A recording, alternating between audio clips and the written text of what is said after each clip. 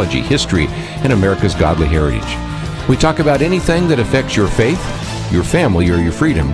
So don't go anywhere, because Point of View starts right now.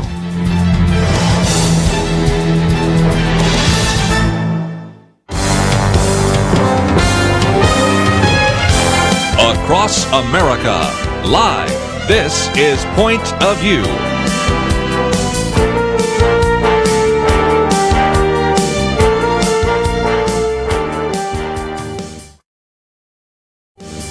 And now, Kerby Anderson. Thank you for joining me. It is our weekend edition, our roundtable today. Penna, Dexter, Georgatos, and we have a lot to cover. North Korea fires another missile, and that certainly is something to talk about perhaps later.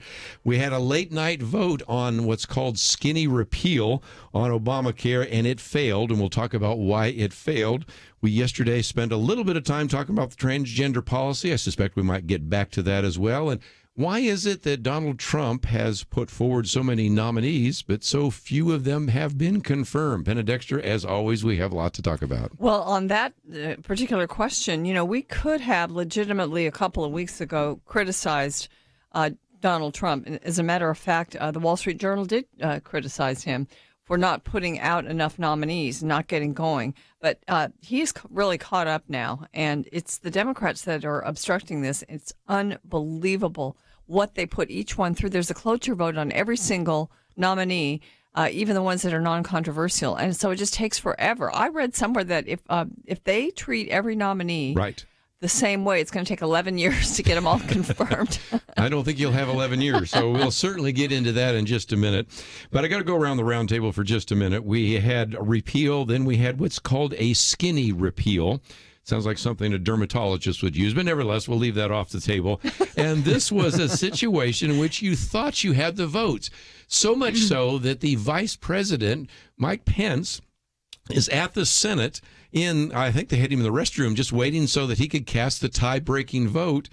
And, of course, you expected that there would probably be a no vote from Susan Collins because she's always voted against those.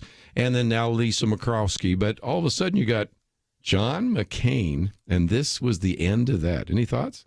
Yes, I think John McCain, among the three who caused this bill to fail, his is the most disappointing vote of all. And that really is because he has some history in America. He's failing to see the kind of scope of history, the sweep of history, importance of repealing Obamacare.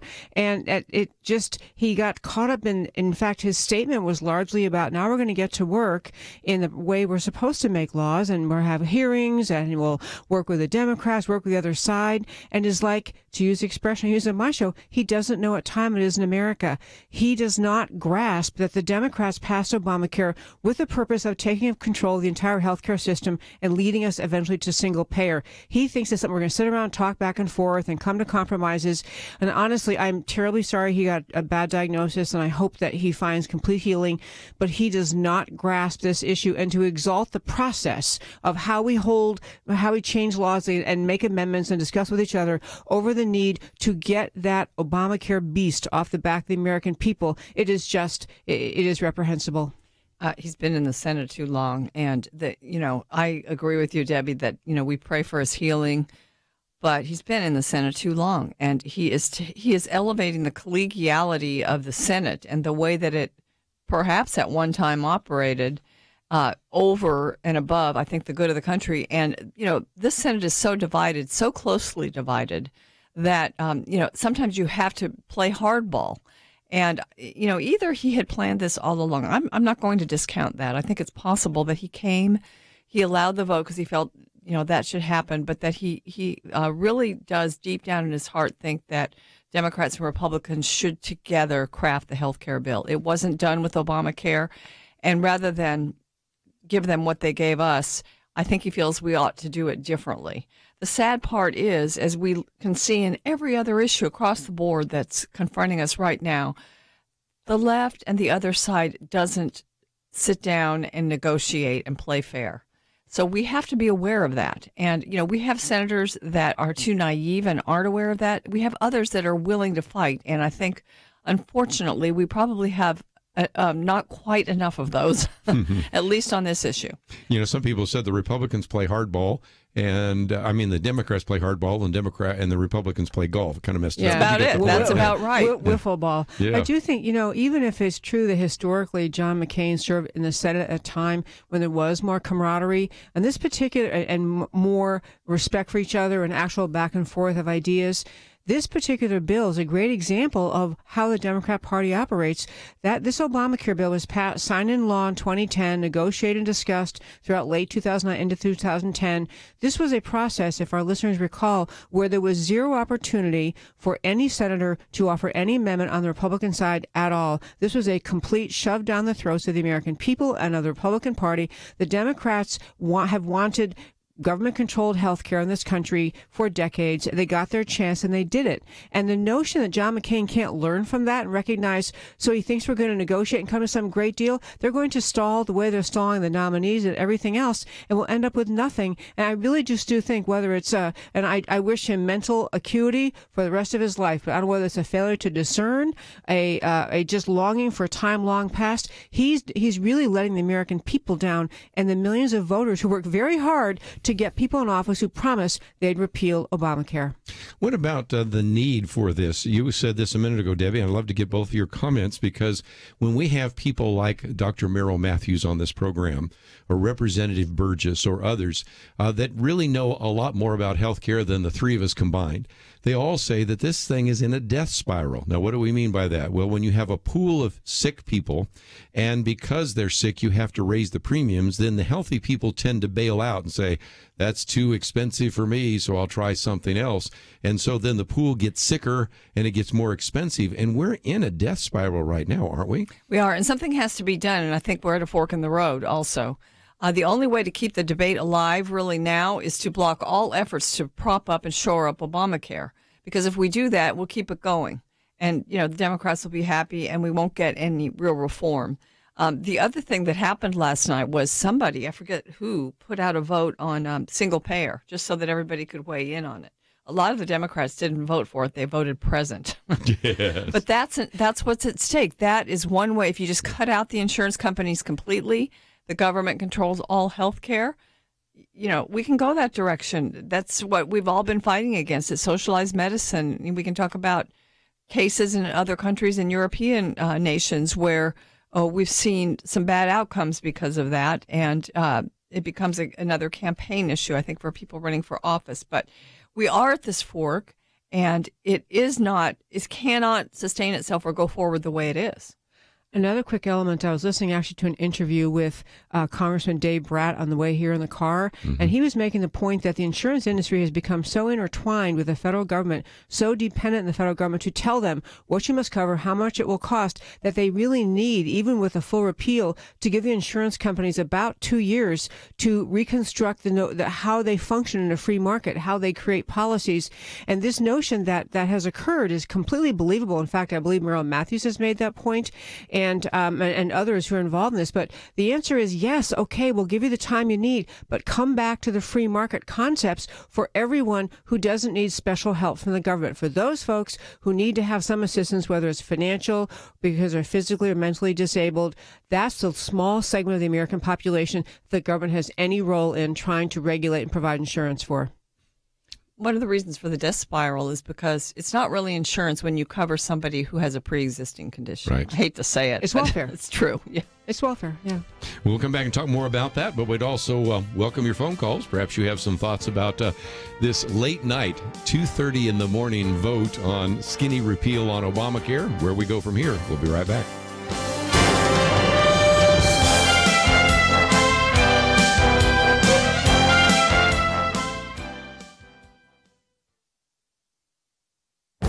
This is Viewpoints with Kerby Anderson.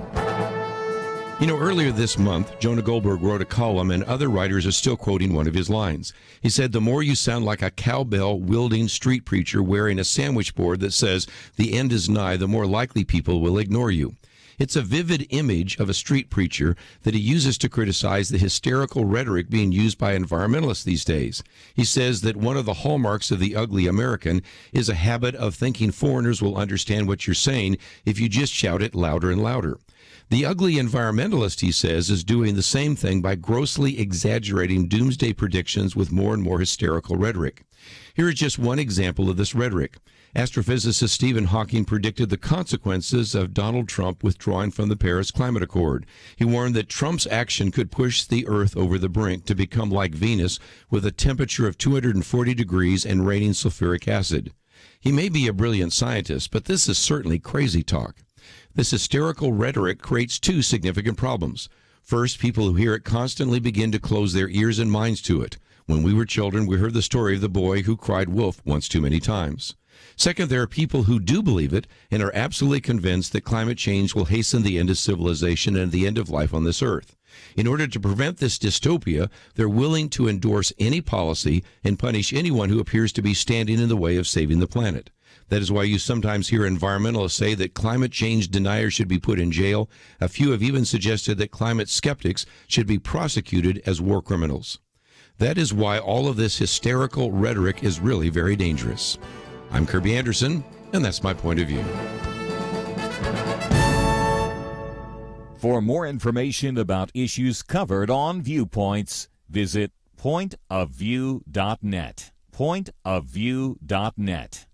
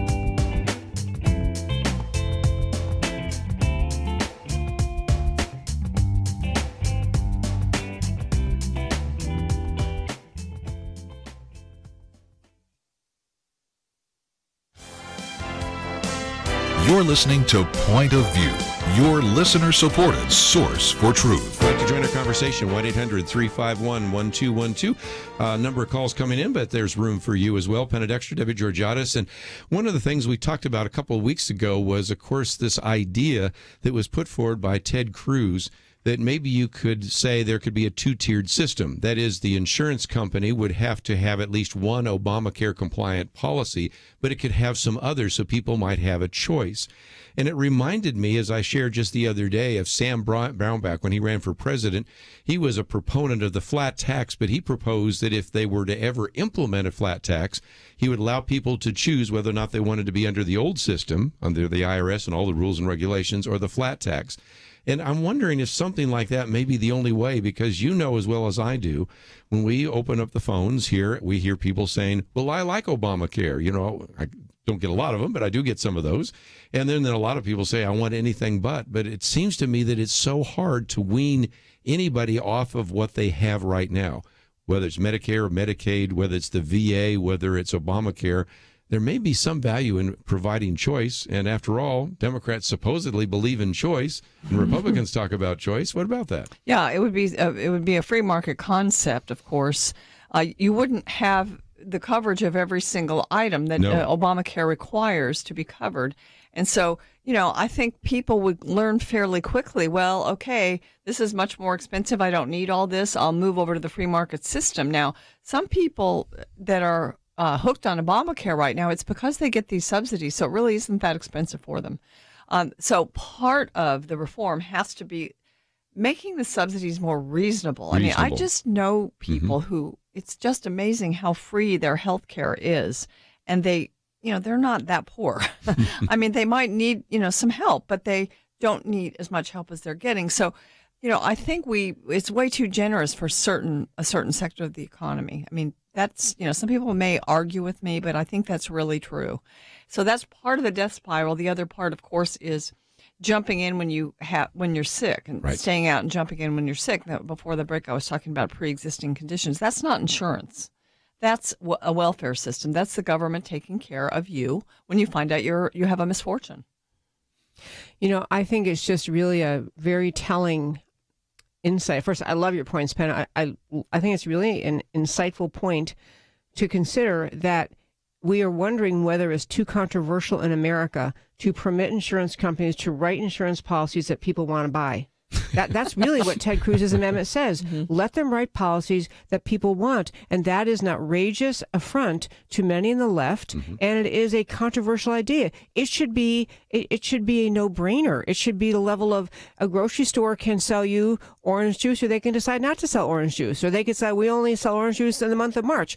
They should get to decide. Insurance companies, the notion that they should get to write policies that people want shouldn't even be controversial. And I think it's an extremely troubling aspect of all this. With respect to subsidies, one group that actually gets an astonishing subsidy are the members of Congress. There you go. Their staff. Mm-hmm. And if the bill would go through that says, not only, because to be precise, people often say, force Congress to be covered by Obamacare, just like America. Well, to be precise, they are. I mean, the way Obamacare is written, they're covered. It's just because, but their policies they purchase under Obamacare are subsidized to the tune of 70% by you and me and every other taxpayer. So the idea of just saying, you folks earn enough money, no subsidy for you. You start paying for these policies. And so people in Congress are used to these Cadillac-level policies, great policies, because they're pretty much not paying for them. This would be another way to put the squeeze on Congress to say, stop inflicting on America what you aren't really agreeing to inflict on yourself. That would be a great move. Well, again, one of the things we posted earlier in the week was that documentation for that, because people have said before, but I thought they were originally under Obamacare. As a matter of fact, they were. I remember when Michael Burgess was here after the Obamacare had passed and said, yes, we're under the subsidy. But they found real quickly a loophole saying, well, they don't actually have 50 employees. And so that allowed them to have this very generous platinum Cadillac-like kind of policy that everybody else in America would love to have as well.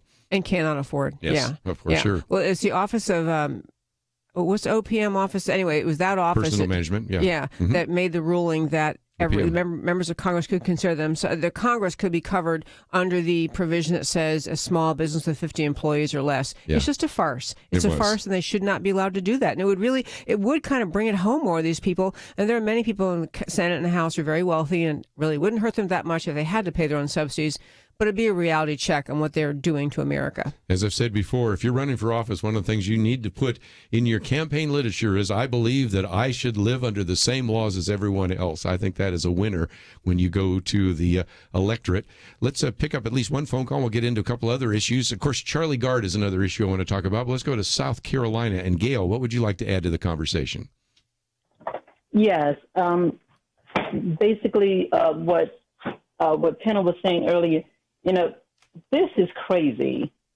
We understand that everyone needs to be insured, but Obamacare was shoved down the American people. It was shoved down our throats.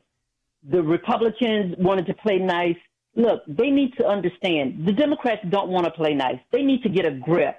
Okay, John McCain, fine. I'm sorry about his health concerns or whatever, but this is crazy. They either need to do their job, or we as the American people need to repeal them and send them home. Well, and I'm afraid some of them are going to go home on an August recess. Does that make any sense to you? Doesn't make any sense to me. I think though the issue that they've run on for 7 years, yes, been reelected on, been working on for several weeks, having various votes on, is much more important than their 2-week vacation. Yes, I would think so.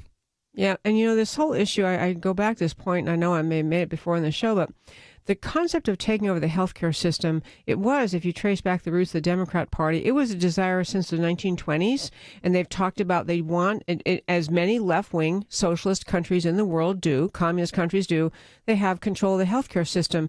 And the tentacles of Obamacare, they were written in a way, the law was written in a way to make it extremely difficult to repeal. It was intentional to make it very, very hard to repeal. So the Republicans have to see the fight for what it is. It's not just whether we can change this particular aspect of the exchanges or change one aspect, one little thing. It is, are we going to stand up as a free people and say, we don't want the government controlling our health care. We actually want to live like Americans with liberty. Now, this does not mean for all of our listeners. There are people who are on Obamacare exchanges who are physically, mentally disabled or economically unable to pay, unable to work. So we deal with those people in a special way. The government does, but they do not need, the rest of the healthcare system needs to be taken away from the government's control. One other issue, and I mentioned a minute ago, Penna, you've got an article there about Charlie Gard. He died today.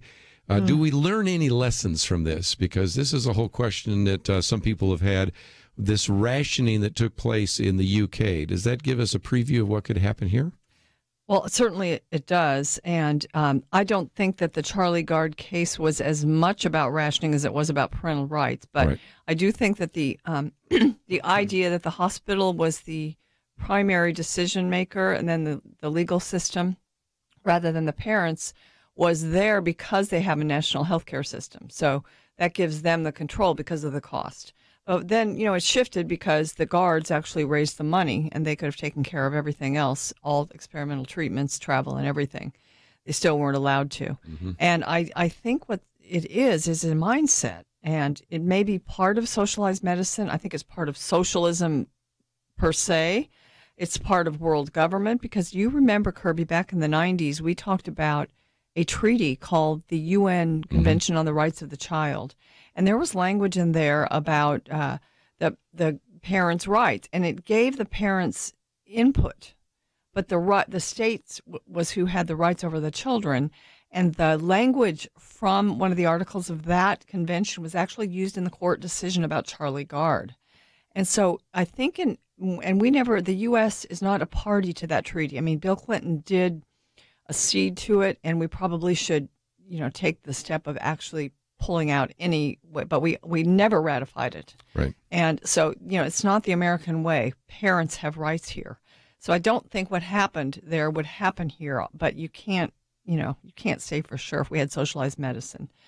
But I do think that, it's a battle about parents. And, this is a spiritual battle, because parents were given by God the rights to, the stewardship over their children. So he's gone now. His struggle is over. His parents, I'm sure, are very sad. Their struggle is ended too, although they've got some grief ahead of them. But I heard that he died today. Yes. Some people have wondered, though, if single payer means single decider, too, in terms of in many ways. Yeah, because he who has the gold makes the rules, right? The golden rule. And so if indeed the government is paying, the government can say, we're not going to allow you to do that treatment. We're not going to put that drug on the formulary. We're not going to allow you to leave this hospital to go to another hospital. I think we saw some of that in the UK. So when we come back, I'd love to get your thoughts about that as well. Does single payer mean single decider? And Charlie Gard, have we learned a lesson about what happened to that poor young little boy in the UK? If you'd like to join us, 1-800-351-1212. We'll be back right after this.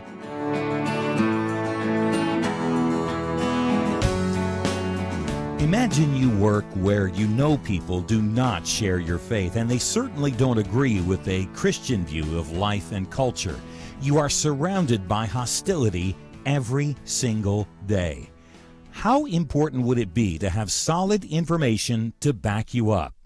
Jim in South Carolina listens to Point of View in the afternoons. He writes, I teach in a public secular university and enjoy actually being a voice for the biblical Christian worldview in a liberal setting. Thank you for your ministry. Thank you for being bold and proclaiming truth. And Jim finishes, I pray for you daily. Jim works in hostile territory, and he prays for Point of View because Point of View is a source of truth. Please help us continue being here for Jim and everyone else.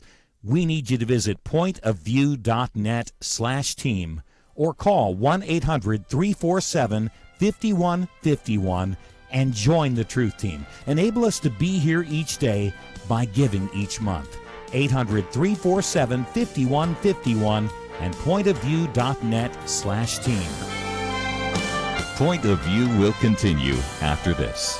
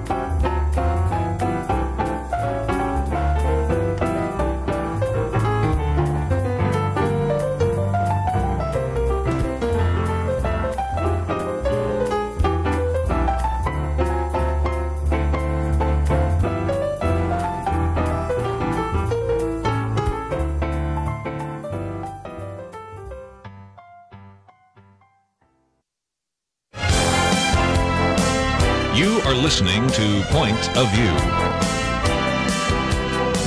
The opinions expressed on Point of View do not necessarily reflect the views of the management or staff of this station. And now, here again is Kerby Anderson. If you'd like to join a conversation, 1-800-351-1212, Penna, Dexter, Georgatos.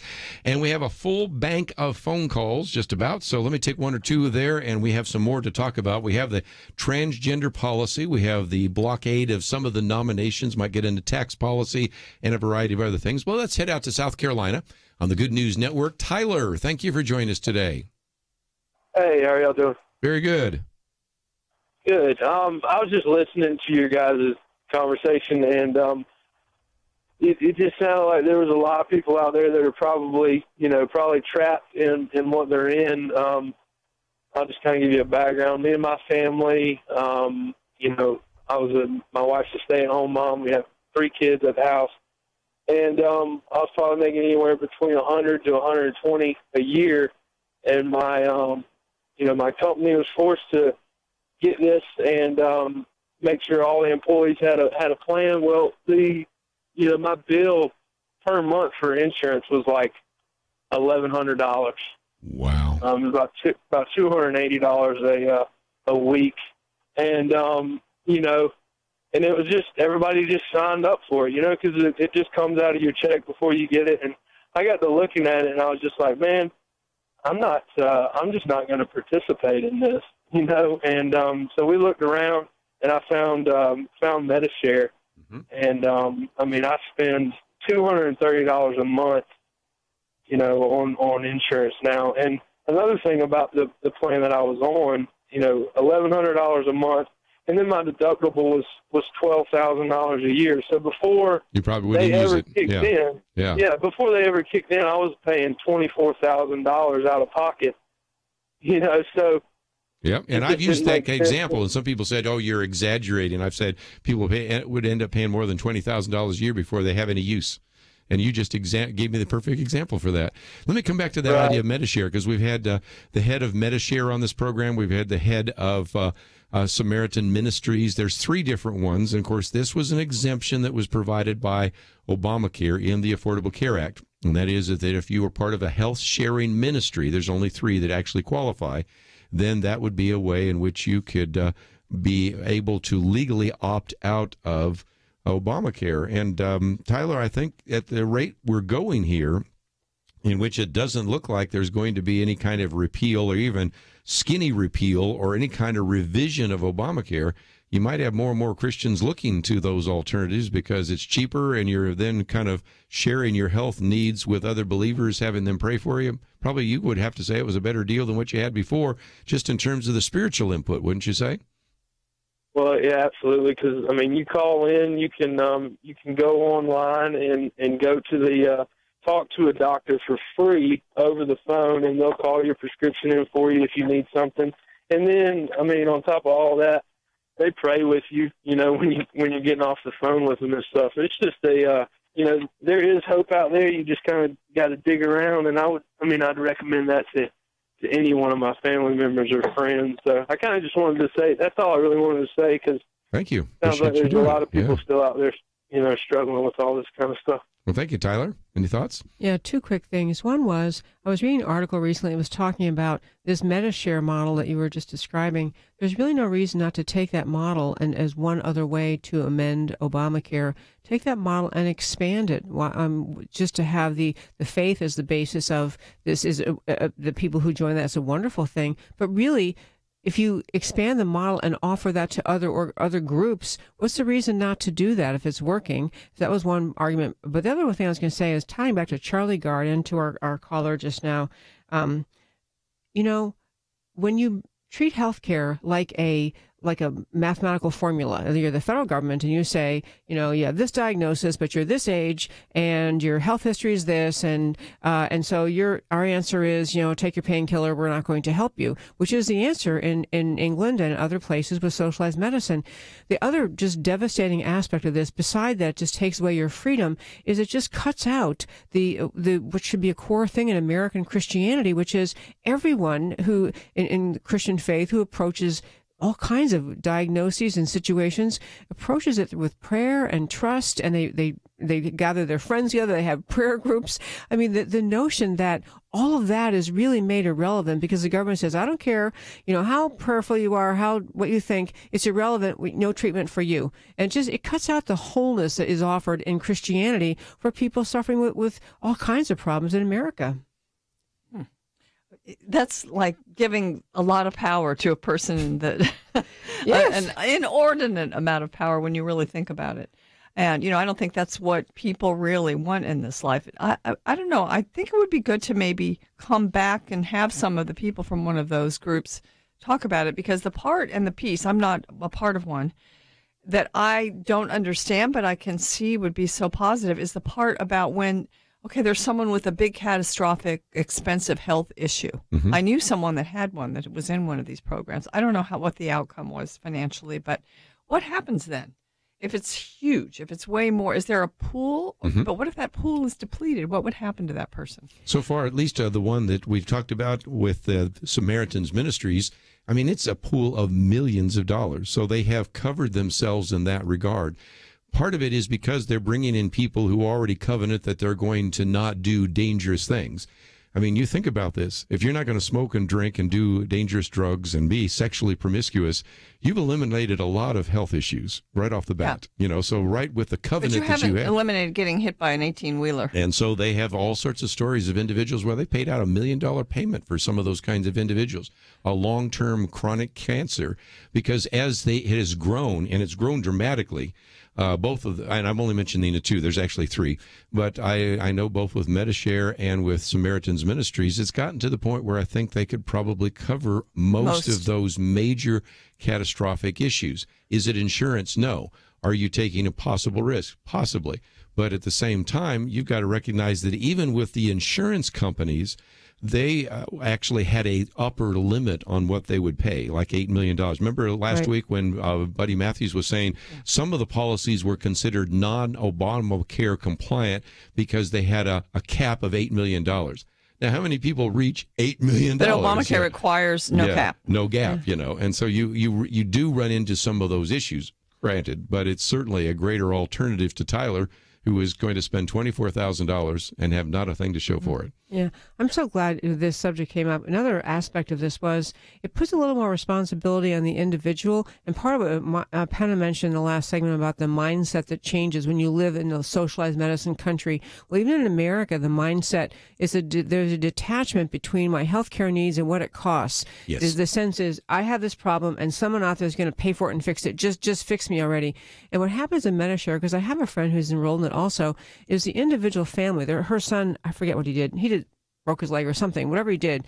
She felt responsible to call around to several different providers for, it was more serious than broke his leg. Yeah, whatever the problem was, she got estimates on the cost and the care, both the initial testing, the surgery needed. And so she felt responsible to figure out, this is the least, in a place I'm comfortable with, the smallest charge I can get. And then she brought that to Medishare because this is what really, there's no sense of that when you have socialized medicine. You just, I'm ill. And well, even with insurance, there's not much of a sense of that. Yes, with insurance too. I agree. One of the things that you did a while back is you went to a public meeting, a hearing, or no, I guess it was a town hall meeting with Representative Michael Burgess. And what you heard were a lot of people saying, well, I don't care. I just want to have mine. And see, that's part of that mindset, too.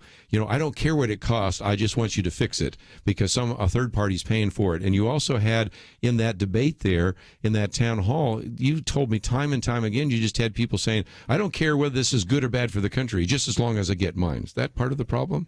Oh, it's a huge part of the problem. And really, that's kind of a civics problem because in America, you like to think we should feel like we're all in this together. We need this country to survive and be strong. We need our health care to be strong, our system to be strong.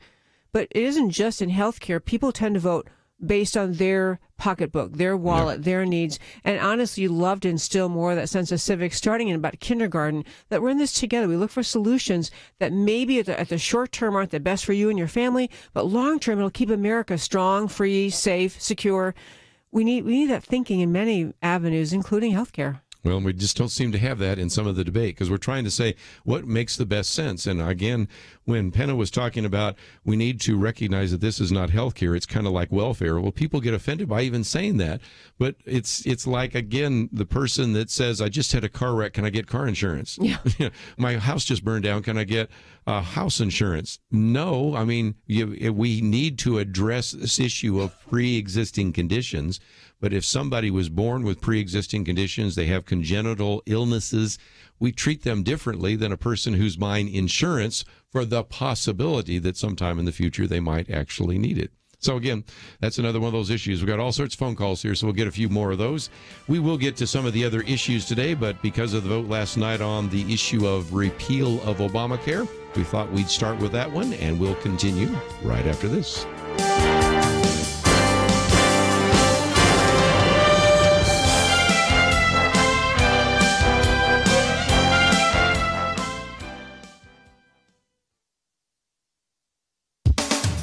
It's been over 2 years since the Supreme Court handed down its decision in Obergefell versus Hodges, in which it found a sweeping right to same-sex marriage nationwide. Right away, my pastor preached a clear and concise sermon about what to do if you're invited to a same-sex wedding. He had already prepared the church to remain true to the biblical definition of marriage, the union between one man and one woman. But this shepherd, like many pastors across the nation, acted responsibly to his flock, to help us deal with the practical realities this momentous cultural shift would bring. Now, I'm incredulous that best-selling Christian author Eugene Peterson, known for The Message, a popular paraphrased version of the Bible, seems not to have thought through how he would publicly address this subject. A couple of weeks ago, 2 years into the Obergefell regime, Reverend Peterson was asked in an interview about his view on the morality of same-sex marriages. After winding around the issue a bit, he stated, "It's not a right or wrong thing as far as I'm concerned." When asked if he'd perform a same-sex ceremony, he said simply, yes. The evangelical world reacted swiftly and with disappointment.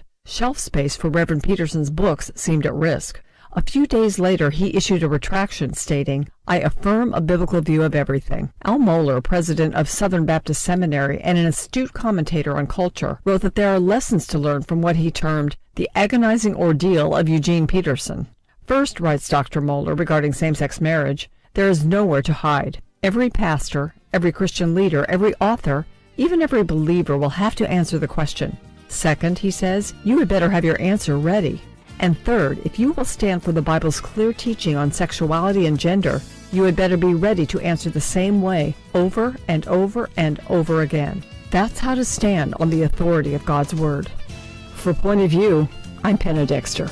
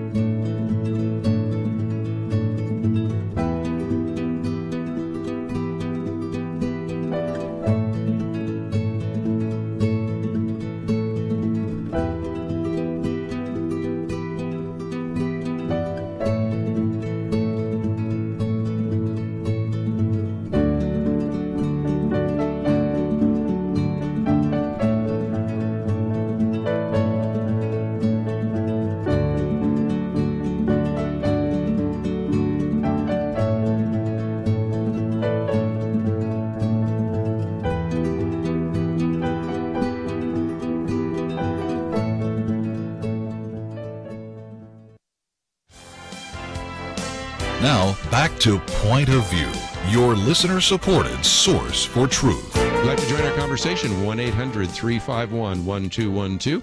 Let's see if we can't go back to the phones and talk to Grace in Georgia, WAGP. Grace, thank you for joining us today. Hello. Well, I'm a very happy Samaritan insuree, and I've tried Medishare before I joined Samaritan, and they require that you be eligible for Medicare if you don't already have it, because their members voted that they would only accept new members who had the ability to have Medicare. So you have to be over 65? No, but you have to be eligible for Medicare, and then if you are over 65, you already have to have Medicare in order to join. I'm part of it, not part of Medicare, so I don't think so. But again, tell us a little bit more about Samaritans, because we've had them on the program a couple of times. But that one's a little different because you actually send your check to, like Bob Smith, and so whereas Medishare kind of pulls them together and pays individuals, you actually pray for and send checks to other individuals as part of the pool, don't you? That's exactly right. I've been a member of Samaritan for 2 years, and I just find it works beautifully for me because I do not have Medicare, and I will not be able to have Medicare. So I've had every one of my emergency bills paid. I mean, every single thing that I've submitted, I have had paid. Very good. And my monthly bill is lower than is right around the $300 level, and then I do voluntary contributions in addition to that.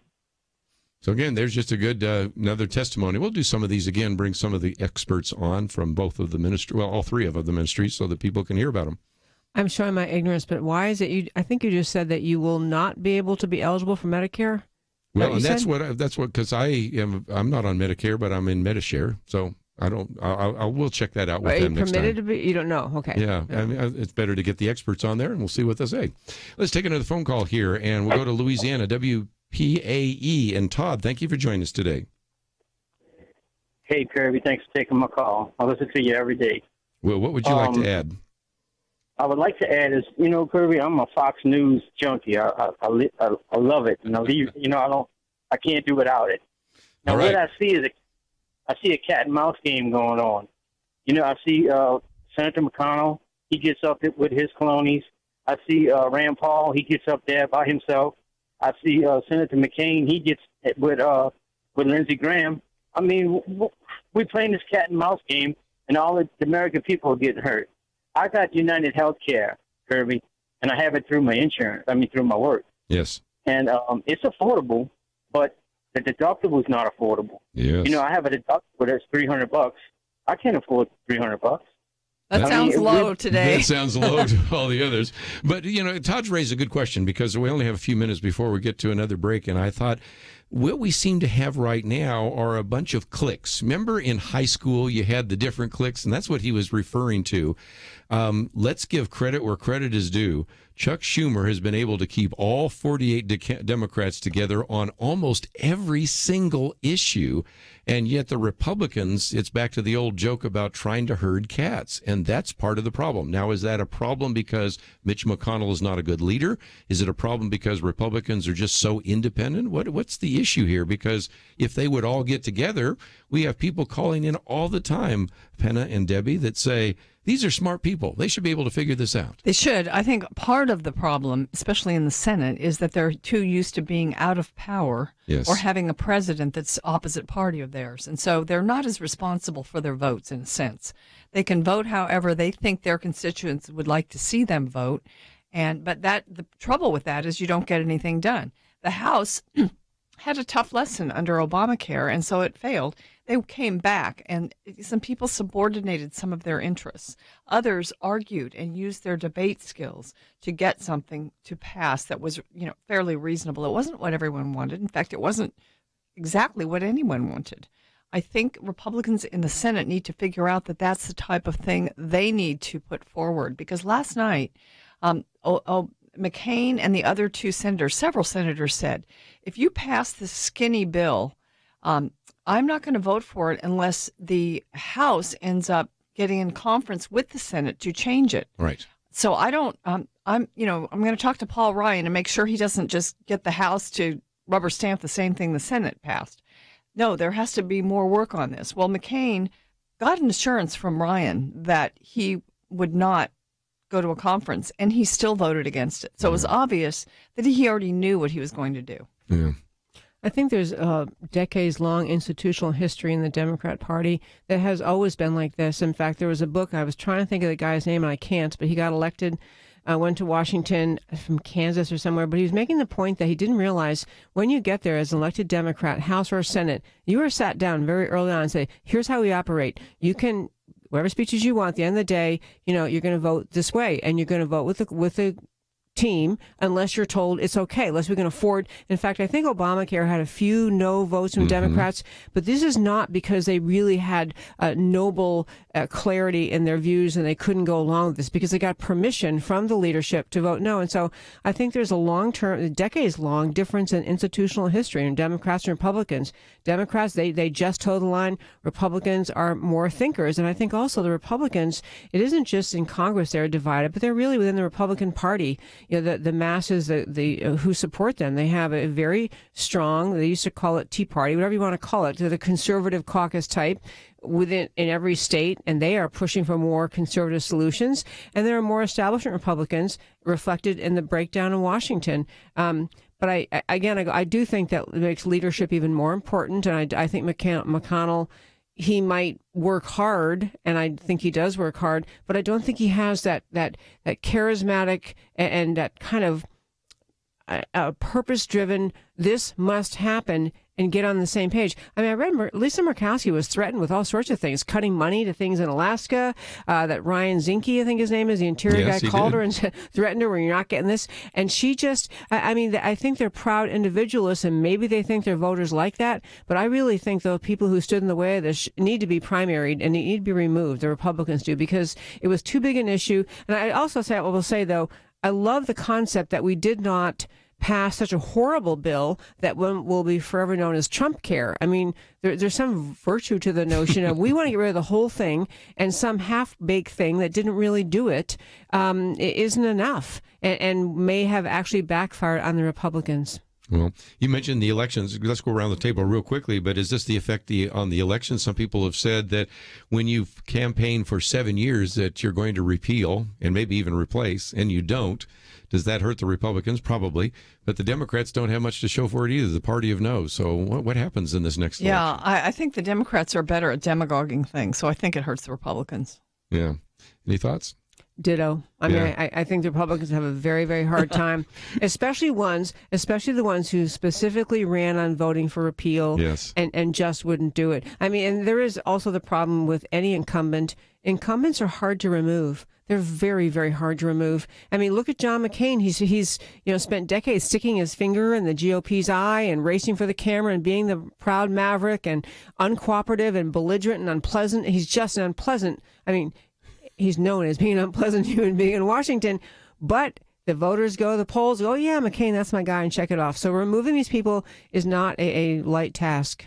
Well, again, wouldn't it be nice if some of them would work together? I shared the other day that in Berkeley, when I was growing up, there was a phrase, no enemies on the left. Because if you think about this, when you are in the Democratic Party, you got to bring in people from unions, environmentalists, feminists, homosexuals.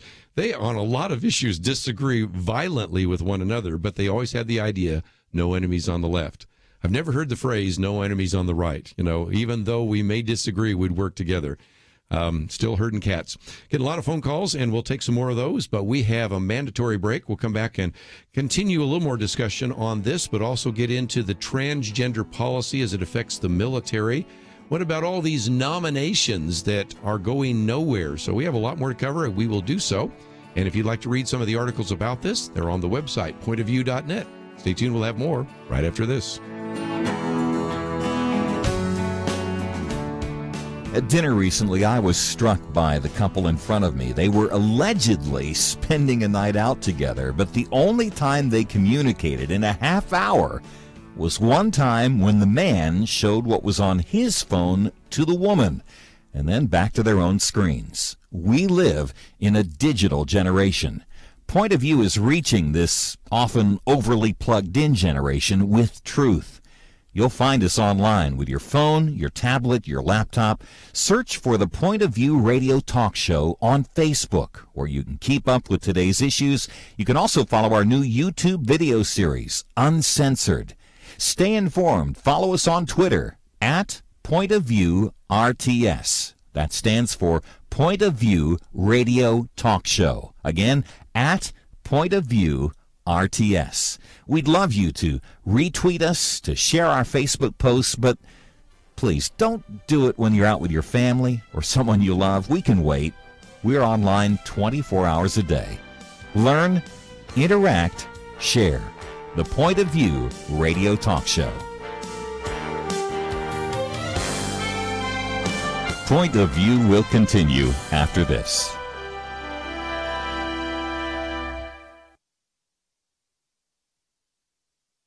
I just thank God for y'all. I listen to you every day, truly. I wanted to thank y'all for everything you do each day to inform Christian families and our community about the things we can do, and just the way you're so informative. I listen to you daily and love you guys and appreciate you so much.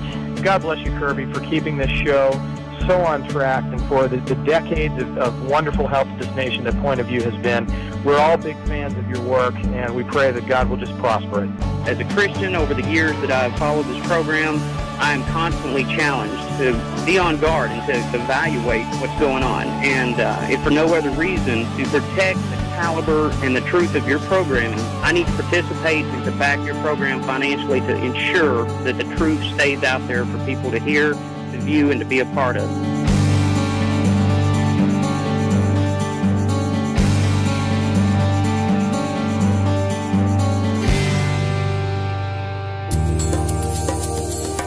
This is Point of View Radio.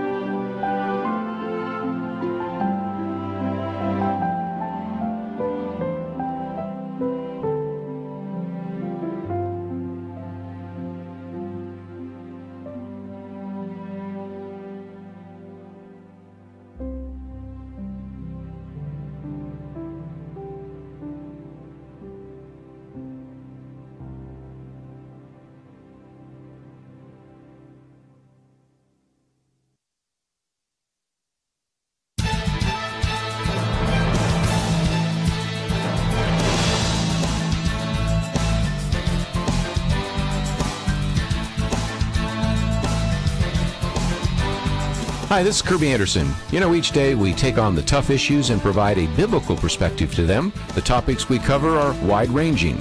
Apologetics, theology, prophecy, creation and evolution, intelligent design, marriage, family, child-rearing, the millennial generation, trends in society, politics, economics, business, religious liberty, the Constitution, public policy, foreign policy, military policy, tensions in the Middle East, abortion, homosexuality, pornography, sexual ethics, media, technology, history, and America's godly heritage. We talk about anything that affects your faith, your family, or your freedom. So don't go anywhere, because Point of View continues right now.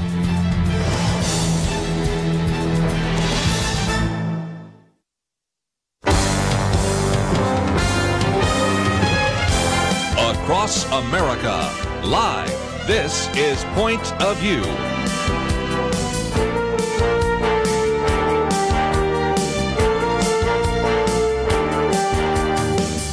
And now, Kirby Anderson. Second hour today is our weekend edition, and Penna, Dexter and Debbie Georgatos with us.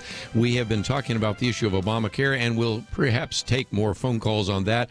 But I did want to move to another issue, one that we sort of spent some time yesterday talking about with General Boykin, Jerry Boykin. And one of the issues that you might want to put on the table is the whole question about how it was announced. We posted a piece by David French, Why Must Trump Do the Right Thing the Wrong Way? Because in the old days, he reminds us that a president would have his Secretary of Defense comprehensively study the issue. Then they would draft a carefully written, factually supported statement, which then they would bring to perhaps the Republican-controlled Congress, write the policy into law, and have something that would exist for many years. Instead, when it's a tweet from the president, there's a possibility, which, Penna, I know you may spend some time talking about on Monday with Elaine Donnelly. A tweet or even an executive order is not the same as a law. So that's the first issue. The other is, of course, one of the things we posted on our website here by Peter Sprigg from the Family Research Council. The policy could cost millions and then billions of dollars. By the time you get to 10 years, billions of dollars, because he ran some of the numbers. So the issue of military cohesion, unit cohesion, the cost are certainly some big issues, but also the process. And I know you will be talking with Elaine Donnelly on Monday about that. I thought it was a little bit funny because I've been doing a lot of commentaries on this issue. Yes. And there was a deadline July 1st. It was extended to December 1st, whether to allow transgenders to join the military, to recruit them. And then you were going to the Defense Authorization Bill. There was a big vote. Vicky Hartzler from Missouri introduced a bill to disallow the military from paying for transgender surgery because some of the risks, I mean, when you look at it, it would become a mecca for people who were confused about their gender to come in and get their surgeries paid for by the government. And so, we had some Republican senators, very surprising number, 23 Republican senators voted to keep that in the bill. It was so interesting.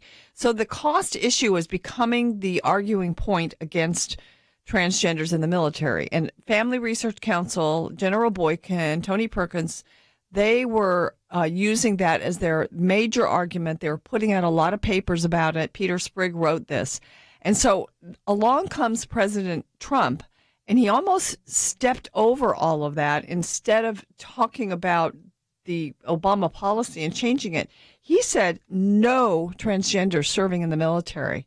And it sounded typically Trump, non-politically correct. But in a sense, everybody, no one had a question about it now, except we do have questions because it has to now be solidified into law. The next Democrat president could walk in and change it, just like he's changing a lot of Obama's policies. This was an Obama directive. It was never passed through Congress. Congress never would have passed this. And so now the work has to be done, the spade work, to go back and to for Congress to deal with this. And that's what Elaine Donnelly, I could tell you, she is such a serious person. It's hard to make her smile. She's thrilled about this. But she knows that more work now has to be done, and she will be providing her information and papers to the Trump administration, as will others. And so, the Congress has to do something, which I'm sure they will. Well, I know that you'll be talking about Russia as well. Of course, Mark Levin's been really speaking on that the last couple of days here. My topic will be a little different. Yes, and so, of course, that issue. And then, of course, this issue of the transgender policy. So if you want to join us on that, that's certainly another topic we will put on the table, but also wanted to give you a little program note that Penna will be dealing with that with Elaine Donnelly. And she's been there all these years, whether it's Don't Ask, Don't Tell, women in the military, all sorts of other issues. She has always been on the forefront of all of those issues. You know, it would not surprise me if by the end of the Trump administration, we do have a study in the military of the effect on women in the military. Because, you know, now this mindset and the reason for this policy is to make the military back to what it's supposed to be, a fighting force, to fight and win wars. And, you know, to use that, not cost, but to use that as the reason for banning transgenders from serving in the military. It's the same reason that could be used to say, okay, we need to look at this and see whether the policy that allows women to serve in combat, you know, is also detrimental in that sense. I mean, certainly women serve in the military, and some women can serve in combat. But, you know, I think the jury is out on whether it actually makes things harder for the men, makes things harder for the whole unit to have a woman there. I mean, we argued that it did until this was forced on us by the Obama administration. I'm glad you mentioned the history, because America's military has had it was a given for centuries and for decades, just the assumption that transgender Americans, it wasn't even a logical fit to the idea that they would serve in the military. So we're really talking about Donald Trump returning America to a decades-long policy when we had a one-year hiatus brought about by President Obama's order. And I kind of love, I know the tweet was not considered the right way to do this, but I could almost defend it. But I will say, I think it had the spirit of the military exists to win wars. That's all. It exists to defend us, to protect our borders, to attack our enemies, to be a strong fighting force. It is not for social experimentation. It is not for free health care. It is not for expensive elective surgery. That's not the purpose of the military. And I kind of like that. Just, he didn't need to have a lot of words to say it. And I will say, when President Obama put his order in place, I think it was June 2016 that he first said that, President Obama's order, that there was a study by Rand Corporation. Yes.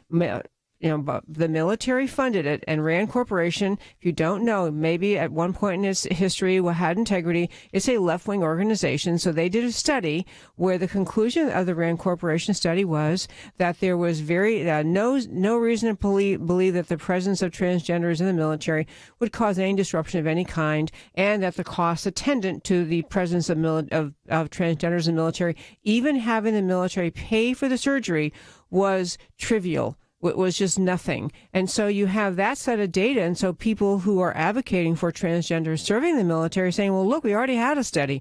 Rand Corporation did it. And, this is kind of a lot of points to go off on, but this is one reason when you read a study or a headline to really look at who's saying that, who paid them, what were they? I mean, you could get an organization to study to find almost anything. And the notion that Rand Corporation outside the military could conclude that there would not be any disruption with respect to the performance of the military's primary job, which is to defend us in wars, by the presence of transgenders. It kind of belies the reality that many people, especially people serving in serious harm's way, dangerous places in the world, it's just, you don't need that mental confusion. And I have to have another point. Shall we wait after the break about... We might. Let me just mention while we're going to the break, and you can keep your point, and we'll come back to, in this article that we posted yesterday by Peter Sprigg, he does take on the Rand Corporation material in both page 1 and 3 and gives you a little bit more and says, no, it's a lot more than the $8.4 million annually. It would be the billions of dollars. So one of the things that I would encourage is people, if you've heard that, go get the article. It was posted yesterday, or go to Family Research, frc.org. This will give you some discernment, because one of the things I really want to educate our listeners is to be more discerning about what they read, see, and hear.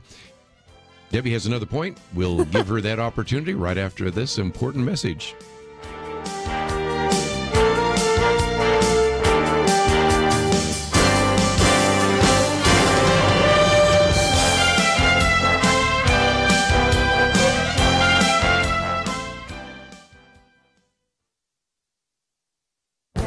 This is Viewpoints with Kerby Anderson.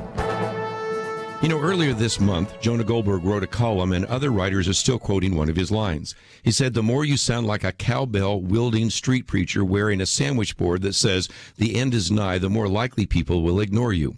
It's a vivid image of a street preacher that he uses to criticize the hysterical rhetoric being used by environmentalists these days.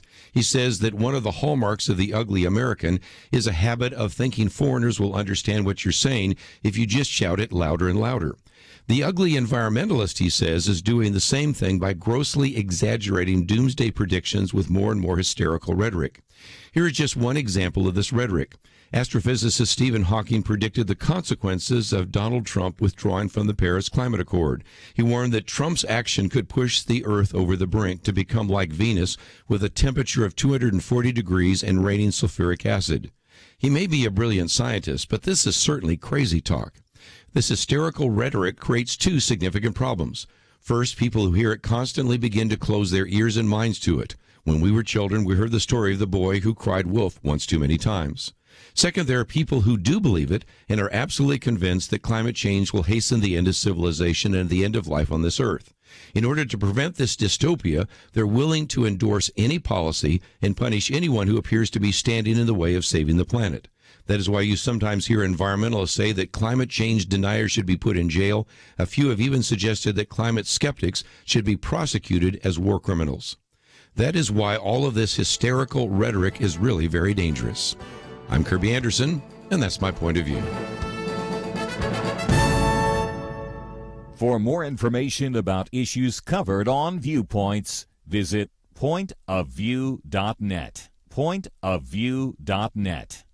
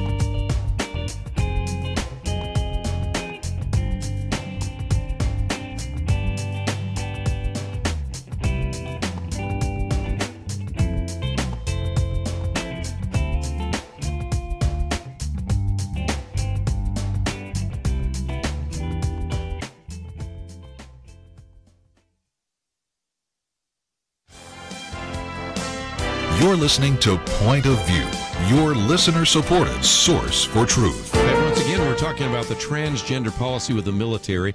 If by chance you didn't have a chance to share your perspective on that yesterday, we'll open up the phones on that, and we're going to move on to some other issues in just a minute.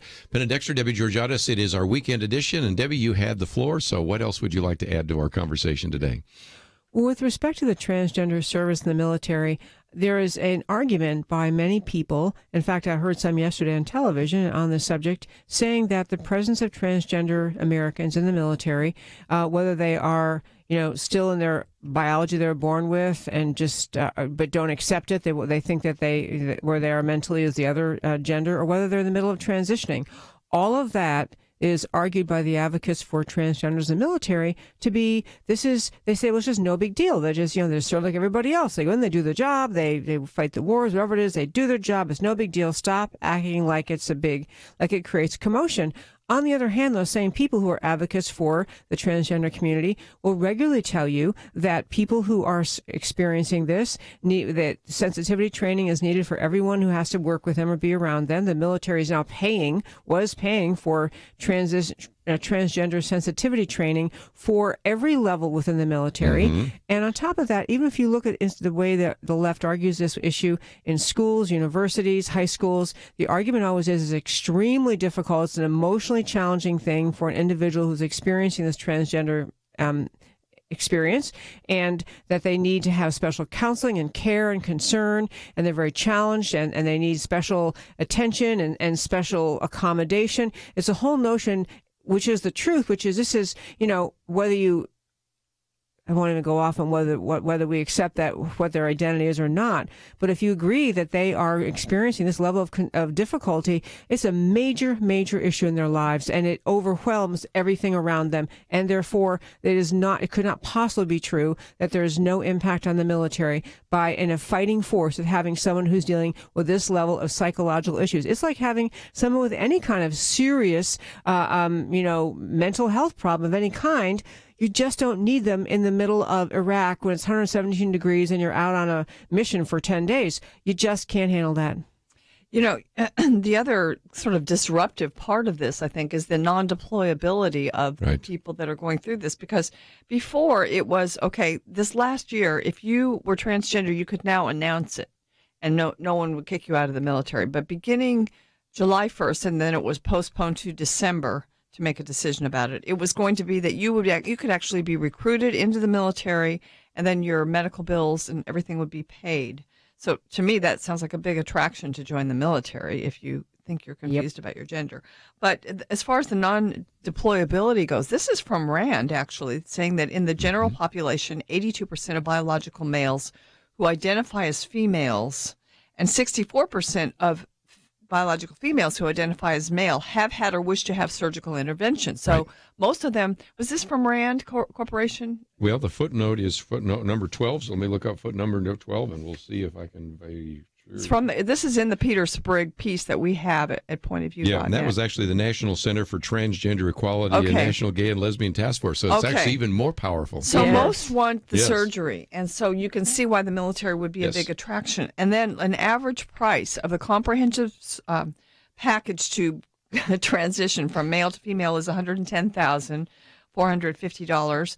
The female to male transition is $89,000. I guess it's a little. So on average, 100,000. Yes. Yeah. And so that's, then after that you have counseling, and after that you have to take hormones for the rest of your life to the tune of about $200 a month. So, it's expensive, number one, and the cost, but the non-deployability, recovery time for male to female surgery, 135 days, during which they would be non-deployable, maybe permanently non-deployable, because what if they were in a country where you couldn't get those hormones that you have to take every day? And then, so, that's a huge amount of time, 4 months. Yep.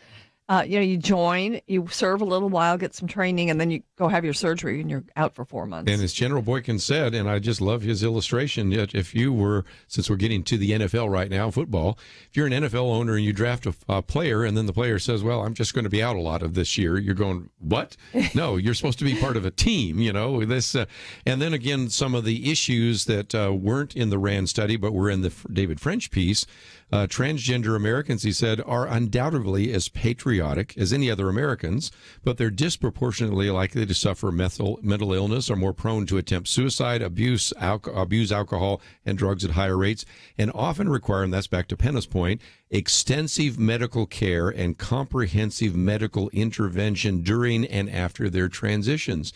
That was where the cost goes up. It's not the $8.4 million that everybody's been talking about in the media. It's the billions of dollars over 10 years because you lose those individuals because they're not being deployed. And that's why it's an expensive proposition, apart from something I know you'll be talking about with Elaine Donnelly, and that is unit cohesion. Those are really important issues right now. So those are just a couple of thoughts that, if nothing else, illustrate why Donald Trump posted his tweet. Any other comments? On the subject of tweeting this out, while I do agree that there could have been, as David French was pointing out, a more traditional manner of announcing this, number one, President Obama announced his transgenders are fine in the military thing without a lot of backing. He just decided that's what it's going to be.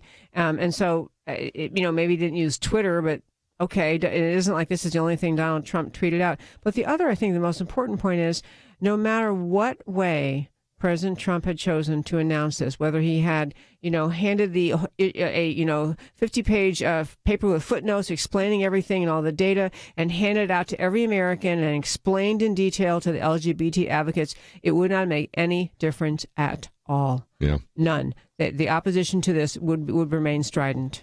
I think one of our callers wants to get into some of that, so let's take a phone call here. We'll head to Missouri. And Larry, thank you for joining us today here on Point of View. How you doing? I'm good. Go for it. Okay, my feelings is that the pushback is against Trump rather than against the legislation. And I think that if they'd get their mind on doing the right for the country rather than trying to vote their own personal feelings, that we'd be a whole lot ahead. Yeah, and I think there is a lot of pushback against Donald Trump. In other words, as we just said a minute ago, right, you could put out a 20-page, 50-foot note brief that is well argued, and they'd still be against it because it is from Donald Trump. I can't imagine him putting out a 20-foot so note brief. That's a little too hypothetical for me. But nevertheless, the point is there are a lot of things happening behind the scenes that with all this Russia distraction, probably it's good that a lot of the liberals don't even realize what's been happening. 800 regulations, we talked about this earlier in the week, that have been completely withdrawn by Donald Trump. And it's not just that they dislike him, although they do. They also dislike the fact that he's getting some success. Well, in a minute, we'll talk about the nominations blockade, but there are just a lot of things that because of the people he's put in office, starting with his vice president, Mike Pence, and working our way through a cabinet, which may be the most conservative, most Christian cabinet that we've ever seen in the presidency, a lot of things are happening behind the scenes even so. Yeah, it's amazing. You know, it's interesting. Tony Perkins made the point. I know you had General Boykin on yesterday, but Donald Trump knows the press is going to attack him no matter what he does. Right. So why not just do what goes along with his personality? And also what Tony said was he might as well do what's in the best interest of national security. And so that's what he did. Yeah. Absolutely true. I don't have anything to add. No. Sorry. We don't have anything to add to Tony Perkins. Okay, well, that's just fine. We're coming to a break anyway, so let me just mention when we come back from the break, we have a couple of things. First of all, the unprecedented nominations blockade. And if you wanted to print this out, it will take you a number of pages. Even if you print out just the first 6 pages, there's 27 pages, but you don't want to print all that out. But it will help you understand that when you compare the first 6 months of those individuals who were nominated by President Barack Obama, he was able to get 206 nominees confirmed. Donald Trump has been able to get, drum roll, 55. Now, Penna was right, and I think we would also acknowledge that if we had done this a few weeks ago, we could honestly have said part of the problem is that Donald Trump hasn't been quick enough, or at least his administration hasn't been quick enough in getting some of those nominations up.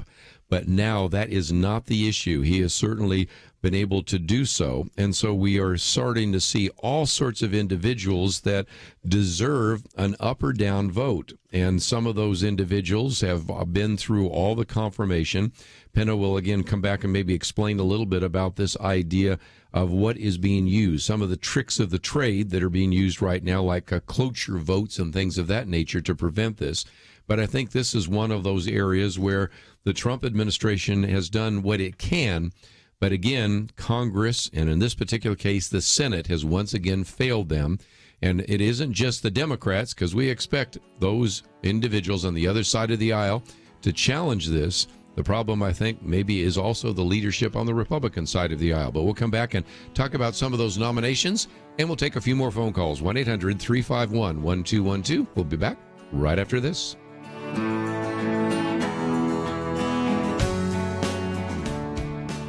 When I heard Point of View explain about secular humanism, it drove us to really begin a school.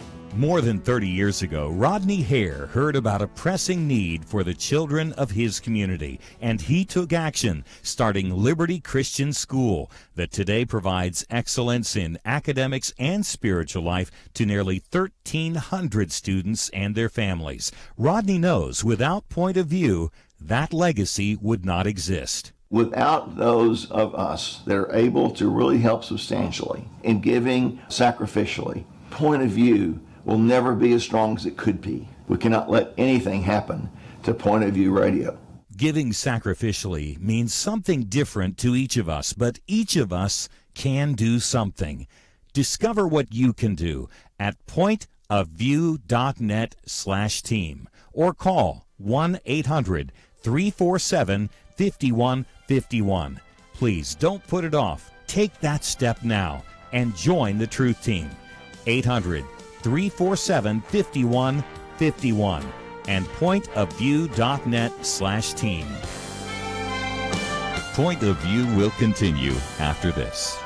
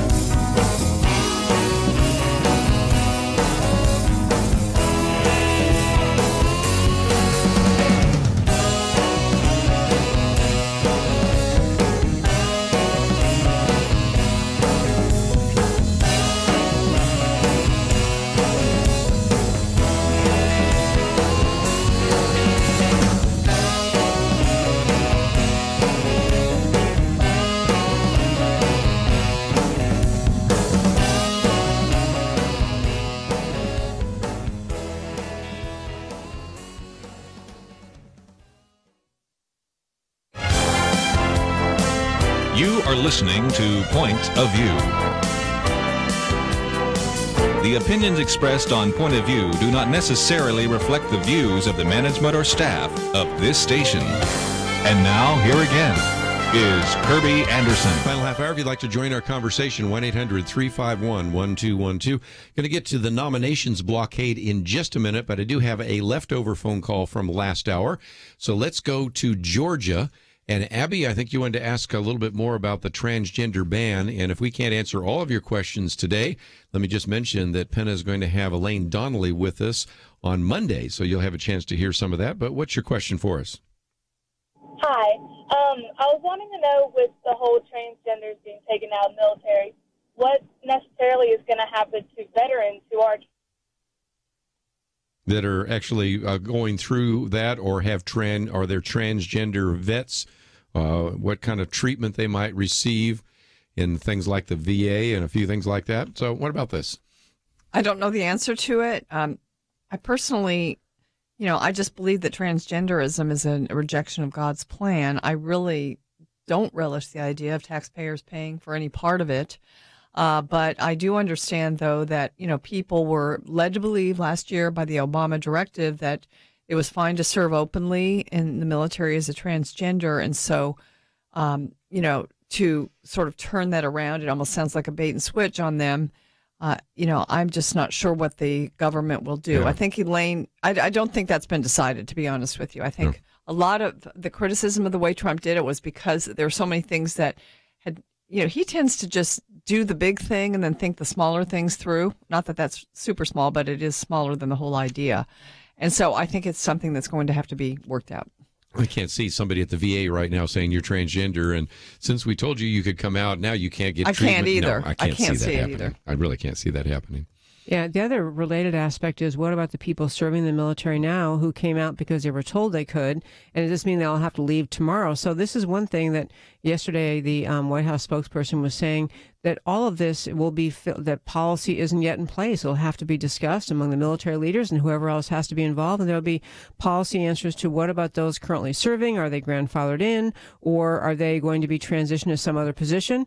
And then with respect to the veterans, it's an interesting thing. If you are a veteran and you are done your service and it depends what transgender means. If it means that you currently do not agree with your assigned gender at birth, what God made you to be, and you would like to transition to the opposite, but no transition efforts have occurred yet. There's not been, you haven't started the hormone or other therapy it is. I think it's legitimate for the VA to say, we don't cover that. We don't cover that elective surgery. If you're in the middle of some process where you have even started the hormonal part, or things where it would be cruel to cut you off in the middle, then I think you probably have to play that out. But the longer term goal would be to say, this is just not, this is like I don't know, the way that they treat, I don't know what, plastic surgery, something where you would like to be, have a thinner nose or whatever it is, that we don't provide that as necessary medical care. I would like to see America move towards saying we're not going to have taxpayer funded transition surgery for transgenders, but I think those stuck in the middle, I'm sure America will find a fair solution. Well, again, we will maybe have Elaine Donnelly see if she can fill in the gaps, but I think Penna's right. Those are all going to be discussed in the future, and that's what happens when you get a tweet out, but you don't have everything worked out underneath that. So we'll find out. I think we're going to get used to this kind of thing. Yeah, I think so. Might as well get used to it. If you haven't figured out this is going to be the modus operandi, this is probably what we are going to be dealing with. Penna, help us out here, and as well, Debbie, this unprecedented nominations blockade. We've posted that. We wanted people to have a chance to read this, and it goes into some detail. And the big picture I tried to explain just a minute ago. More than 200 of President Obama's nominees at this time and this juncture were actually confirmed. Only 55 of Donald Trump. This is a real dichotomy. Why so? Well, there are a lot of reasons. One, the time that it takes to confirm them. Chuck Schumer has been he's been invoking Senate procedures that would require up to 30 hours of debate. Yes. Senators can't confirm more than a few per week because of that. In practice, most of the time, minority parties often waive this, but the Democrats aren't waiving it for anyone, even slam dunk type people. And then there's also the blue slip issue for judicial nominees. There's it's sort of a courtesy on the part of the Senate, which says that if a judge from a certain state is nominated to the federal courts, then or the Supreme Court, then the senators get to sign a blue slip, which gives their go ahead for this person, or they could block the person. Well, they might have some extra knowledge about this. Yeah, that's the theory because it comes from your state, you might know some things that everybody else wouldn't know. Right. Yeah. So, and if it's amen, gay, that might help the other senators as they vote. Well, the Democrats are not submitting their blue slips one way or the other, which stops the process. So really, the Republicans, they're in control now of the Senate. So if Democrats are going to play these games, then the rules need to be changed. It was a courtesy, but you don't deserve a courtesy if you're going to act that way.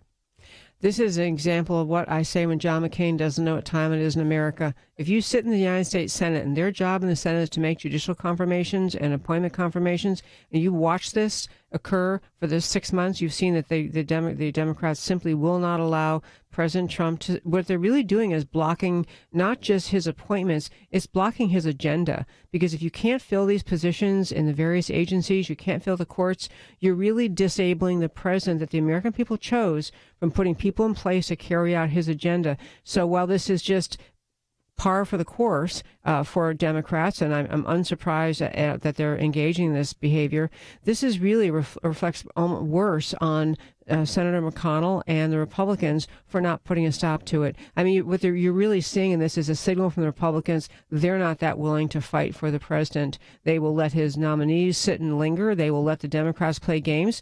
The Republicans have control of the Senate, and they could through the same processes they did to get the Justice Gorsuch appointed the Supreme Court. They can invoke that and just say, we're done letting you play games, but they won't do it. And so this is extremely problematic, because what you're really seeing is the Congress and Senate banding together, both parties, and saying we're just going to stall President Trump's agenda. It is an outrage. And I was not, for your listeners, a Trump supporter in the primary, but this is where we are. The people chose him by significant numbers, and yet his agenda, when you can't fill agencies, you can't get your agenda done. I heard one little factoid. So Dr. Ben Carson, who heads up HUD, heads up HUD, he's the only Republican in the entire leadership of HUD. He's the only one there. Okay, how can that agency, well, the answer is the agency can't move forward the Trump agenda because he is stalled. Ben Carson and President Trump are stalled by the minefields that the Democrats are able to set up and prevent the agenda. And it really is, it's a slap. The Democrats are not just slapping in the face of the Republicans or even just President Trump. It's the American voter. Well, and again, the advice and consent comment in the Constitution, I am convinced, if you go back to the original intent of that, was to just make sure that you weren't just putting your cronies in. And at that point, mostly the most valued position was post office general that back then. It really was, because you had the War Department, you had a few others, you had Justice Department, but you had very little. And so that was just to prevent you from putting somebody that was unqualified, a family member or some political crony in office. Now this has become such a procedure. And if you think about this, we should have seen this coming, because I remember in the first year under George W. Bush, the same problems. By 9/11, he still didn't have much of his team in process, as he was then talking about now maybe having to go after some of the terrorists. And so here you can think about him from January to September, still didn't have those in place. Well, Donald Trump, he's lucky if this time next year he has most of his people in place. How in the world can you possibly implement your agenda if you don't even have people that are loyal to you, that you've put into place, actually there to implement your policies? It's amazing that he's got, most of his cabinet is there. And, who is doing their work? I mean, they've got people doing their work that don't even adhere to the same values and ideas. I mean, think about the State Department. Oh, yes. I don't think that very many of the nominees at the State Department have been confirmed. I read somewhere maybe he's got 3 or 4 underlings, and that's it. Well, and again, this is the problem. You can't begin, and I love the example. Probably the best example is housing and urban development. There is one person there. His name is Ben Carson, and he is on an island in the entire Department of Housing and Urban Development. He probably doesn't have people that even want to talk to him, engage in him, and most importantly, don't want to implement any of the kind of policy he'd like to do to help the urban poor. Oh, and he's attacked endlessly. Every comment he makes, Dr. Ben Carson is criticized and mocked. And, the whole thing that the American people in those last election cycle, they wanted big change in Washington. They wanted to stop the juggernaut. They wanted to stop the collusion of the two parties with each other. They wanted to drain the swamp. And this, which meant in part to remove people who were really running the country from the bureaucracy instead of from the elected Congress. And this is really preventing that draining of the swamp. Well, we're going to take a break, and Penna Dexter's commentary, which you can hear right now, is on a confused message. I wanted to spend a little bit of time when we come back talking about that and pick up any other last remaining phone calls. If you'd like to join us, 1-800-351-1212. We'll be back right after this.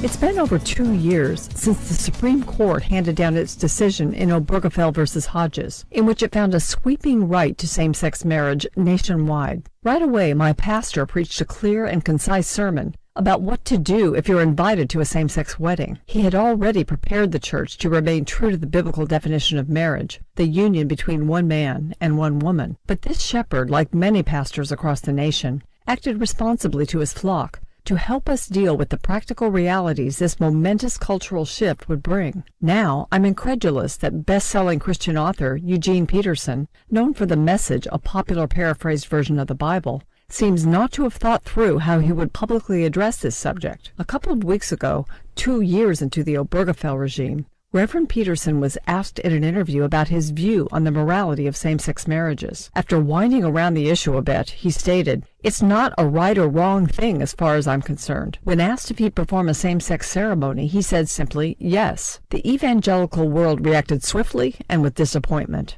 Shelf space for Reverend Peterson's books seemed at risk.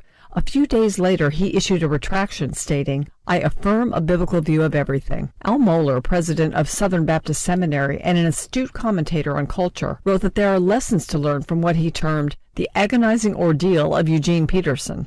First, writes Dr. Mohler regarding same-sex marriage, there is nowhere to hide. Every pastor, every Christian leader, every author, even every believer will have to answer the question. Second, he says, you had better have your answer ready. And third, if you will stand for the Bible's clear teaching on sexuality and gender, you had better be ready to answer the same way over and over and over again. That's how to stand on the authority of God's Word. For Point of View, I'm Penna Dexter.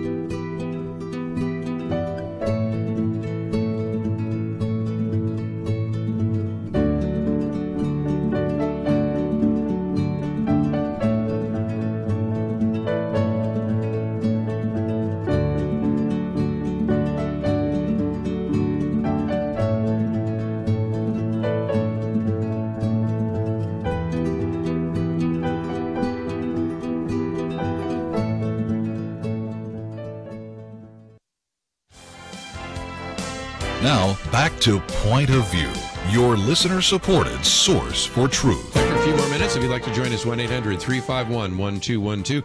Penna Dexter, David Georgatos. And if you listen to this program online or listen to it later, you will hear Penna Dexter's commentary right now at 1/4 we play it both hours. And if you would like to receive it, as we've mentioned before, you can sign up to receive in your inbox my commentaries. They come in your inbox Monday to Friday. Penna's comes on Saturday.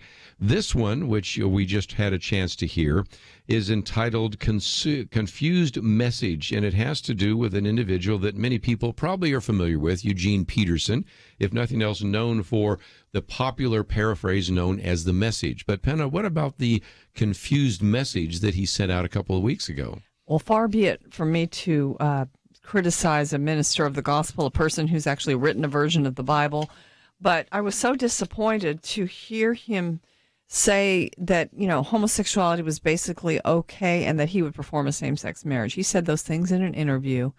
And so, of course, the Christian world sort of lit up about it, and there was a lot of commentary flying around.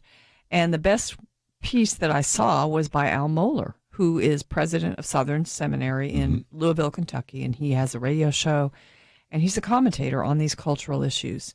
And he said, be ready when these issues come up, you as a Christian, and especially if you're a pastor or a Christian leader, have your position clear. Eugene Peterson answered one way, and then he had to retract his answer publicly and change his mind and to say, I'm for everything biblical, is basically how he answered it. And so, he could have avoided that embarrassment by just having an answer ahead in his head. And I thought that Al Mohler was great because he said, not only should you have your answer ready, you should be ready to answer the same way over and over and over again so that people don't question where you believe on these things. That's why I loved it when Obergefell was decided to be in a church, and I'm sure this is true of many churches across the country, where the pastor had already been talking about the issue. Where he had already been saying what the Bible says about marriage. What is marriage? There's so much about marriage theologically in the Bible that is such a rich time of learning that could have taken place over that, and many churches did. And then to come back to the real practical idea of what do you do when you're invited to that marriage? How do you react if there's a member of your family who wants to participate? You have to think these things through before they come to you. Otherwise, you don't make a reasoned and clear response. One of the quotes you have from Al Mohler also is, there is nowhere to hide. Every pastor, every Christian leader, every author, even every believer will have to answer the question. And you think of even our group that does the refurbishing of the homes down there in Waco, and all Magnolia. You mean the Gaines? Yeah, the Gaines. Yeah, I just blanked on the Gaines name for a minute. And they had to eventually respond to those issues, and every pastor is going to have to respond to those issues, and every church is going to have to say, okay, do we need to write into our church constitution that we will not allow our institution and our facilities to be used for something that goes against biblical truth, and maybe go back to our doctrinal statement and define that marriage is between one man and one woman, all those kinds of things, because as he says, there's nowhere to hide. And I think a lot of Christians will say, well, I just won't talk about the issue. I'll just put my head down and that'll be enough. Not going to work. Is so not going to work. And I'm so glad we're all discussing this. It's an interesting observation about this Eugene Peterson. It's what he really, in that interview, it sounds like occurred, happens to so many people, which is you understand popular thought, which is in America, we're everyone's getting okay with same-sex marriage. Everyone's getting okay with socialized medicine. Everyone's kind of getting okay. I mean, abortion, at least in the first few months. And so you think that the popular trendy thought is to say this, and this is especially why, as Penna was pointing out in her commentary, and just now, you have to be ready, know what you think, know why you think it, be able to say, biblically it's because of these, if you want to quote scripture, but at least these concepts in scripture, and this is why I believe it, and how I see we carry this out, and how I choose to live my life. Because otherwise the pressure is, it's just an odd commentary in America. The pressure is to give in to popular common thought, which is, well, I guess the Supreme Court has decided for us, and now marriage in America is any two people who feel like it. And therefore, or maybe three people, as we've talked in this show before about thruples. But so if you aren't really ready, the default, unfortunately, for many people is to go with what's popular and trendy. And I'm sorry for him, he ended up having to, he got caught and then he had to backtrack, but at least he backtracked to the right place. That's right. Let me take at least one more phone call, because some people want to know, okay, what do we do about some of these issues? So Jill in Georgia, thank you for calling today. Hello. I'd like to be educated a little more. I've used the take action button a lot, but, back in the 70s, the farmers did a farmcade. They went up to Washington on their tractors. And, we made our voice clear with the election in November, but some people there still don't believe that the people really wanted that. And so they're blocking the nominations and having a 30-hour debate and on the floor and everything. So, how do we, as the people who want change, what do we really need to do? I just wish you would address that and educate me on what to do other than contacting my representative or senator. Well, and it sounds to me like we're going to have a new item under the take action button here, so we'll see what that is. But let me go around the roundtable real quickly, because it does seem to me that we need to start taking some of this information and educating the American people. That's why we posted this article. You could put it on your Facebook page, and just to see this graphic of all these faces and names under Obama and the small number under Trump. That would be the first thing. And then I think we do need to maybe set up something so that you can contact your 2 elected United States senators. And if they're one of the reasons for the blockade, tell them to stop blocking.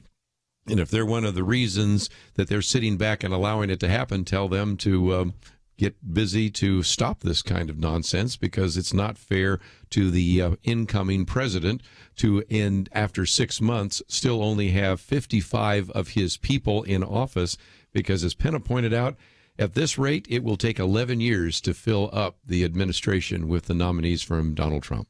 You know, one particular thing everyone could do, and I really urge this, is that Senator McConnell, who is a majority leader in the Senate, he happens to be from Kentucky, but really he has tremendous power in the Senate. And so on this break, if they actually take a break, an undeserved break in August, I guess maybe they're still going to do 2 weeks, I urge you to contact his office. You can contact the office in Washington, contact his office. He's got several in the state of Kentucky, via phone, via email. Let him hear from you. I mean, your own senators are really important too, just to say, I want you to let President Trump's nominees get through. Stop letting the Democrats rule the country. You know, you have the majority, act like it. I think write to McConnell, write to your own senators would be very effective with a really crisp message.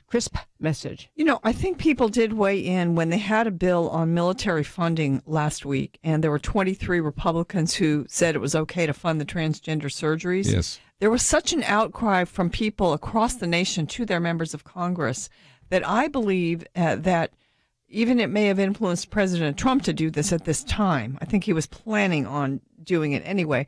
But, you know, if there's an outcry, if it's, you know, you're, first of all, always contact your member of Congress and your senator on these things that you're concerned about. Don't, you know, be shy. But if there's an outcry and you can combine with others and do it, that's sometimes even makes a bigger splash. And the other part, I think, is this, you know, call talk radio shows, do letters to the editor, things like that, because sometimes that influences your elected officials too. Some good action items. Just about out of time, so let me just mention that if you would like some more discussion about some of these issues, that happens on Sunday on America Can We Talk. Debbie, you've got that coming up on this Sunday, right? I sure do. AmericaCanWeTalk.org is our website, our Facebook page, America Can We Talk. And Kerby Anderson, right here, sitting in the same table, is going to join me in my round table on Sunday, 6 to 8 Central Time, Sunday evening. Well, again, we're going to go to our weekend. We have a lot to cover next week, so I want to thank Andrew and Elisa for their help behind the scenes. Penna Dexter will be sitting here on Monday. We'll see you then. I'm sure you've heard the definition of insanity, to keep on doing the same thing over and over, expecting a different result. Right now, I want to talk to someone who has listened to Point of View for a long time. Is that you? Have you been listening somewhat regularly for months, maybe even years? All right, good. When was the last time that you made the effort, the sacrifice, to invest in the work of Kerby and Point of View? If you're concerned about the direction of the nation, something needs to change. Point of View wants to expand its reach, to add to the number of stations airing the program, to change more lives that will change the nation. But that won't happen if you keep listening, but don't give back. Please, now is the time. Step up. Give online at pointofview.net or using the Point of View radio app. Or call 800-347-5151. 800-347-5151.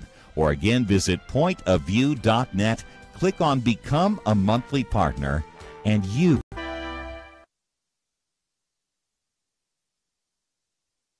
I just thank God for y'all. I listen to you every day, truly. I wanted to thank y'all for everything you do each day to inform Christian families and our community about the things we can do, and just the way you're so informative. I listen to you daily and love you guys and appreciate you so much. God bless you, Kerby, for keeping this show so on track and for the decades of wonderful help to this nation that Point of View has been. We're all big fans of your work, and we pray that God will just prosper it. As a Christian, over the years that I've followed this program, I am constantly challenged to be on guard and to evaluate what's going on. And if for no other reason, to protect the caliber and the truth of your programming, I need to participate and to back your program financially to ensure that the truth stays out there for people to hear, to view, and to be a part of.